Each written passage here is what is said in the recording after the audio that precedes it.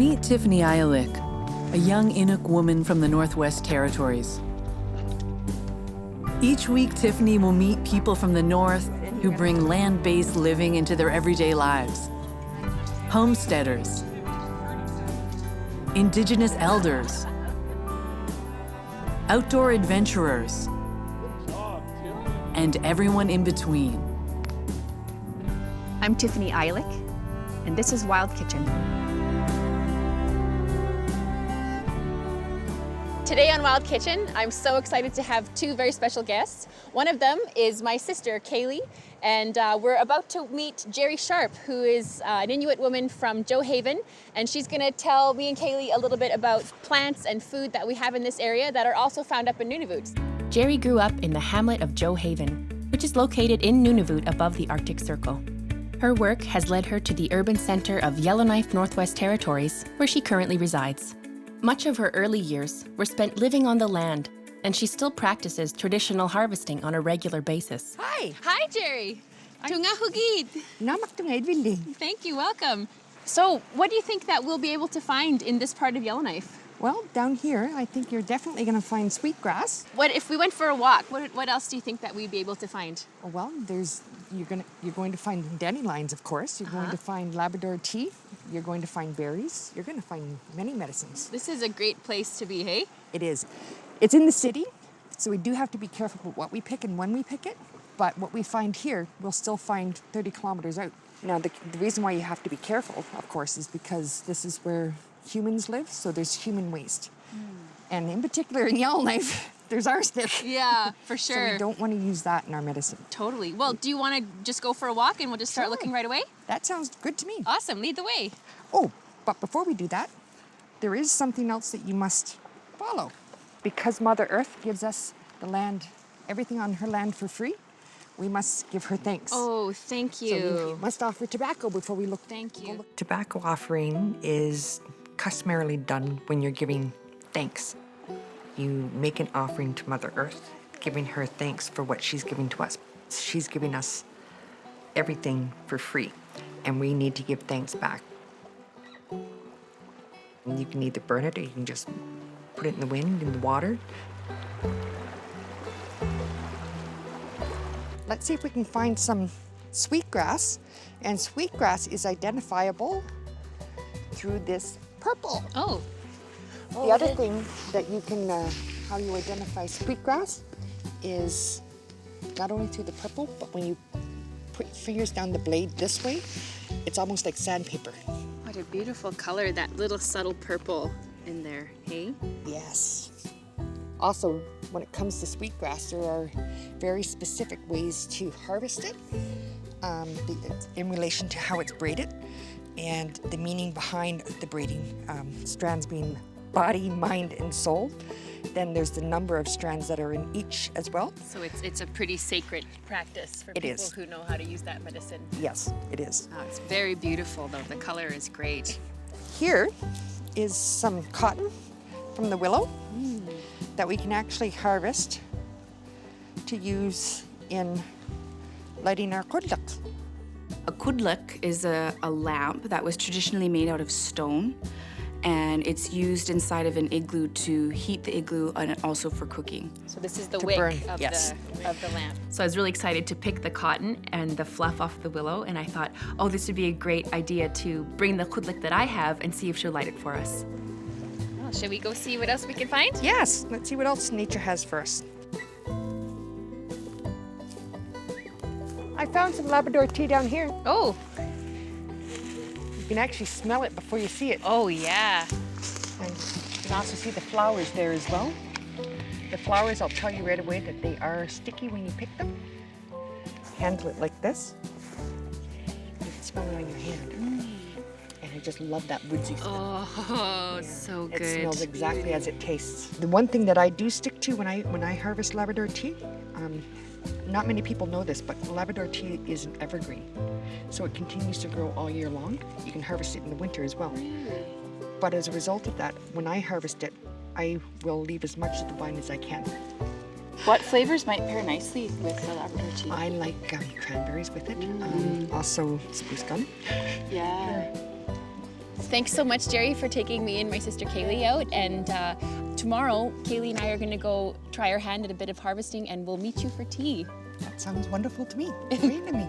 Being a young Inuit woman living in Yellowknife, I can feel a bit at times that I'm not as connected to my Inuit culture as I'd like to be. So any opportunity I get to chat with an elder or chat with somebody who is very rooted in several different aspects of their culture, and anytime anybody shares with me, I'm just so grateful. So I'm glad we have an excuse to just get out of town for a bit and look for some tea for Jeri. Nice clean air, away from the pollution. It rained last night, so everything's looking lush and green. Very green. Kaylee and I are up bright and early to head out of town and harvest some of the plants we identified with Jeri the day before. Right off the bat, we find some Labrador tea. I've lived in bigger centers, like when I was going to university and college, I had to go down south to go to school. And there was something that was really difficult about, I'd have to drive to get out of town. Being in a small place like Yellowknife and being able to just get out of town in 10 minutes and go and harvest Labrador tea or go pick berries or even just go fishing wherever I want is a really important part of my life. Oh, look, Arctic cotton. Oh, okay, I'll grab some of those then. Okay. I was so focused on the Labrador tea, I didn't even notice that there was some Arctic cotton there. So when Kaylee pointed it out, I was like, oh, that's perfect. It'll go great with the Kudlik that I brought. Okay, you think that's enough? Yeah, Tea? that should do it. Good. You know what would be really good to go with the Labrador tea is some spruce pitch. Yeah, Jeri's mentioning that. So, yeah, it's a good idea. Should we go and find some sap? Yeah, that'd be great. Being out on the land with my sister is something that I always grew up with, and so it's been a part of my life as long as she's been around. So being out there with her, I'm so glad that we didn't stop doing it as we became adults. Ooh, watch your berries here. Spruce pitch has many uses. It's full of vitamin C and has antiseptic properties. It is a very common medicine in the subarctic region. When we were collecting the spruce gum, we found some beautiful, beautiful spruce tips. We thought for sure we couldn't pass them up, and we definitely need to be making some jelly. My sister Kaylee has many years of experience with cakes and confections, so I'm happy to follow her lead in the kitchen. Okay, well, we've got a bit of time before Jeri shows up, so maybe we should get some jelly started, and then when she shows up, we'll make some tea. Yeah, let's do it. How do I just dump him in there Go like for that? it. Okay, here we go. I never would have thought to make jelly out of spruce tips. We'll give that 5 minutes to sit. I'll just stand right here. Just get it all in. My years of playing the claw machine at the arcade paying off. They're paying off. It's a lot of spruce tips to harvest to make a bigger batch, and we wanted to make something really special for Jeri to surprise her with, so we wanted to do just a nice special little treat. I bragged about my claw skills, and now it's a bit tricky. Serve me right. One more here.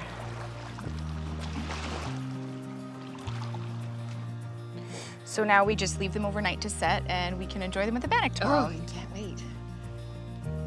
Lovely color. Nice. Yeah. A little bit of nature still in there, and that's fine.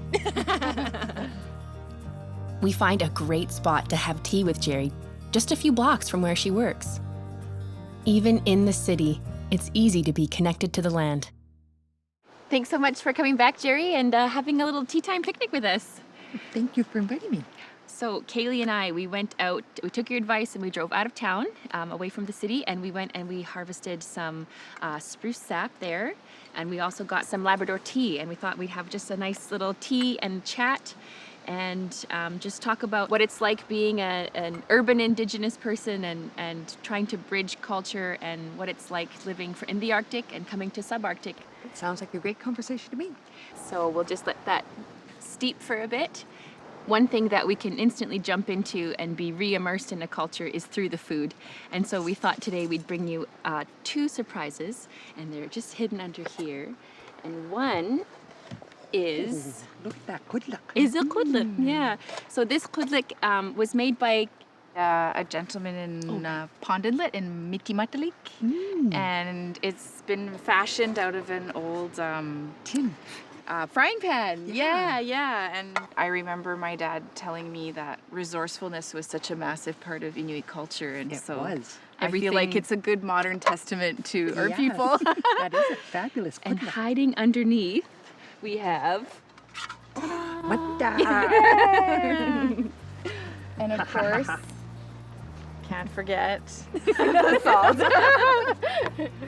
Took the rings off. So we'd love to have some matek with you, and a bit later we can light the khudlik and have a cup of tea together. That sounds fabulous. I liked it when they showed me the mutdak because I really was excited to see it. It was a surprise and it was a treat. Muktuk is a staple in the high Arctic. Muktuk is the outer layer of whale skin with a thin layer of blubber. It is very chewy, and so it needs to be cut into small pieces using an ulu. An ulu is a woman's knife. An ulu can be used not only for cooking, but for cleaning hides, for sewing. You know an ulu is good for you when you go like this, and the tips don't hit the back of your hand. So when you go like this, that means you're handling it right. Every Inuk woman has one, and I'm sure many other that aren't Inuk as well. Oh, so delicious. Another word that frequently comes up when you're sharing delicious country food with friends is mamak, and it means very delicious, or mamak dorayororo. It means so delicious. So I was saying that a lot today. So I'll get this lamp going. And Jeri, can you tell us a bit more about the traditional fuel that would be used in a khudlik? Sure. A number of different oils that used to be used. Seal oil, whale oil, within an igloo, but also to cook with, and also for a source of light. We use the Arctic cotton we collected earlier as a wick for the khudlik. Jeri, I'm really curious about your tattoos, and I'm wondering if you can share a little bit about the meaning behind them and how you got them. The ones that I first got were this one here, as well as one on my eyes. The one on my eyes are specific to where I'm from, Johaven, Inuksuk. And I remembered seeing these quite a bit on the women when I was much younger as a child. That seems like so long ago. I remember specifically one day we were out at a community feast, something like this, and I asked one of the older women there with me what her tattoos meant and what they were for. And I was quickly greeted with, shh, shh, shh. You're not supposed to ask about that.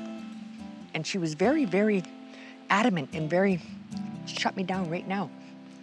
And I was really close to this woman, so I didn't understand what was going on. So later in the day, I went back to her place to visit her, because that's what we did. And when I came through the door, she almost exploded with information. She said, you're not supposed to talk about tattoos in public. And you're not supposed to talk about them at all. And she started telling me about all the different tattoos. I do feel very positive about my tattoos. I feel that Inuk strength behind me. This one on top is for my mother, and the one below is for her father, and they passed. And this one here is for my father, and the one below that is for his mother, and they've passed. Inuit tattoos are very special and a very sacred practice that unfortunately almost went extinct. They were made illegal by the church and by the government. So it's very special to see women who have them, because it's almost like an act of defiance almost, and standing strong and being true to your culture. Natili Miuta, people of the seal, and of course people from Johaven are people of the seal as well. And this symbol right there, that Sort of why? yes, Yeah. that is represents the tool that the men used to put on top of a blowhole, and they would put the piece of their hair on over top of the blowhole and stand over waiting for that to frost, indicating that there was a seal coming up for air. And these ones actually represent the flames of a kutla. So together that is Natili Miuta. You'll notice that those are backwards because I've said that this is my female arm for myself, and this is my male arm. So, of course, my mother and her father, and this one is for my daughter. And this one is for my son. And so my daughter will stay, her family and her daughters will stay with her. So that stays.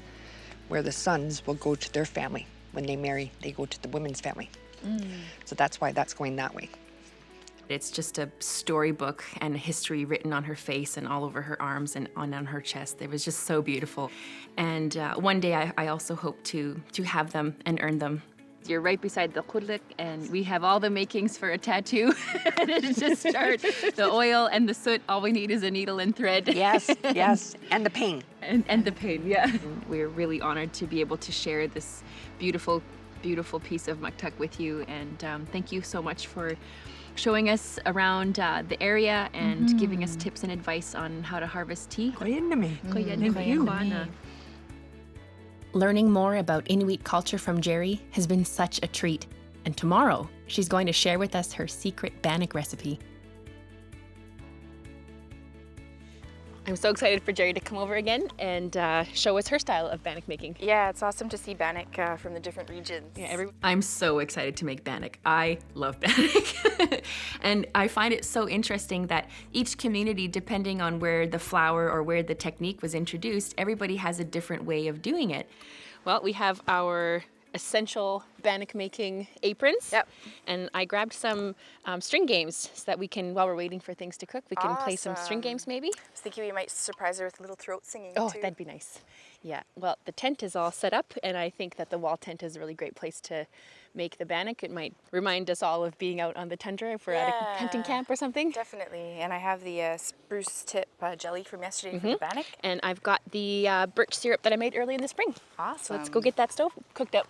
So I'd been saving a little tiny jar of birch syrup just for a special occasion because earlier on in the spring, I'd tapped a birch tree and collected the sap Oh, this is great. You can see already the sap is pouring out of here. and boiled down the sap that I collected and made this syrup.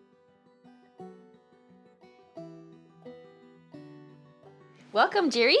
Welcome to our little home away from home. Yes, I love this place. Yeah, we thought the wall tent would be a great place to cook up some Bannock. We can pretend, we can eat and pretend we're out on the tundra. Yes. I've never tried Bannock cooked in seal oil before, and I'm so excited.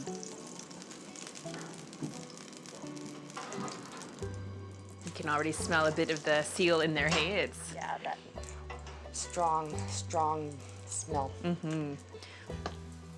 The seal would have come from Iqaluit, and the seal was used for nourishment.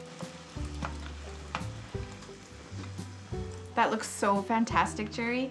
And we brought the spruce tip jelly that we made yesterday. smell? Yeah, and your Tiff's birch syrup. We collected some birch syrup earlier in the spring, so I think we should tidy up Smells good. Isn't that and nice? then dig in. Yeah, let's do that, Okay. definitely. So here we are, we've just finished our Bannock and the rain has just started, but we're nice and cozy in our wall tent and ready to dig into our fresh made Bannock. Thank you so much, Jeri. I'm glad we had some rain. We were always taught as kids never to be upset with the weather, that the weather is the boss. You keep yourself busy, you work yourself around the weather. So I think it was a good to have some rain. Traditional Inuit throat singing is usually done between two women. It's one part music, one part game, but every time you do it with somebody really special, it's a really great bonding experience. And I just love throat singing with my sister. It's one of the most special things that I think I can do with her. Before we dig into the Bannock, we decide to test our skills on some traditional Inuit string games. So this is an ayakak, and the object, for people who don't know, you have to let go of the end and kind of fling it up in the air and catch it with this. Traditionally, string games help to develop hand-eye coordination, a necessary skill when you're hunting. And with this one, you wind it up one way, get it nice and tight, and then you pull, and if you can get it right, it'll go back and oh, there it is, the pro, there it is. Well, Jeri, Kaylee, and I would love to share with you a bit of throat singing. To honor the seal that was involved in the making of this Bannock, we'll do the boiling seal flipper. So see if you can hear and imagine the sound of the seal rolling around in a pot of water.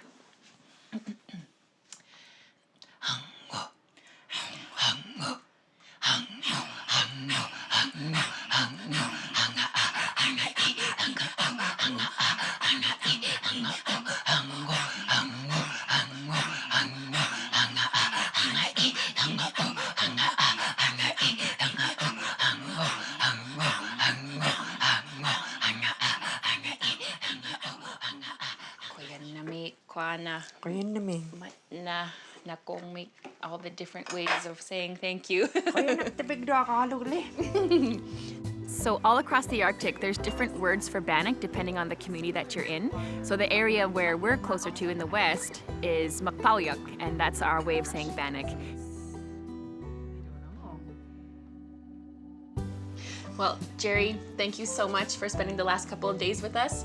We had a great time eating muktuk and making bannock and learning about the different plants of the area. So just thank you so much. I really do enjoy sharing my skills. I'm not an expert. I'm always learning myself, but for those that want to learn, I'm happy to teach. It was great to connect with another Inuk woman who also is living how we live in Yellowknife. Yes, thank you. I Thank really you so enjoyed much. it. Thank you I so really much, enjoyed Jeri. it. I'm sure we'll see lots of each other. Well, now that I know how good your bannock is, you're not going to get rid of us.